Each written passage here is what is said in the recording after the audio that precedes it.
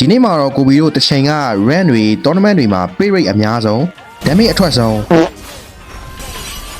အပွေပြောတာမဟုတ်ဘူးအကောင်းဆုံး assassin ကျန်ကနာဖြစ်တဲ့ Lancelot အကြောင်းပြောကြမယ်ဒါကတော့တစ်ချိန်ကဆိုပေမဲ့အခုဆိုရင်တော့ run မှာရော classic တွေမှာပါ Lancelot ကိုမတွေ့ရတော့ဘူး so what the fuck is happened to Lancelot အဖြစ်ကတော့ရှင်းပါတယ် nerf ကန်ထားလို့ပါ Lancelot ရဲ့ ultimate cooldown ကိုအားလီမှာ36စက္ကန့်အထိ nerf ထားတယ် what ဒီအချောင်းသေးသေးလေးနဲ့ထိုးတာက36စက္ကန့်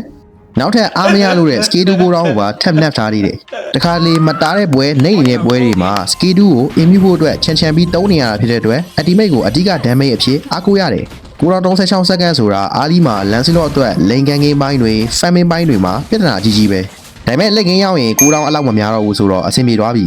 လို့ထင်လားလက် game potential ကိုလည်း short ထားတယ်လီအဲ့တော့ဘာတုံးစားလို့ရတော့မှလဲလီမှမကင်တော့ဘူးအားလီမှာကျတော့လေကိုရောများတယ်လက် game ကျတော့လေ damage မထွက်ဘူးဖင်ကန်လိုက်တော့ဒါပေမဲ့မူတူးက trade တဲ့အနေနဲ့ skill 1ရဲ့ mark duration ကို5စက္ကန့်ကနေ3စက္ကန့်ထိရှော့ပေးထားတယ် base damage ကိုလည်းဘာမှလည်းမထူပါဘူးဆိုတော့ဒီခု meta ရဲ့ Lancelot က absolutely shit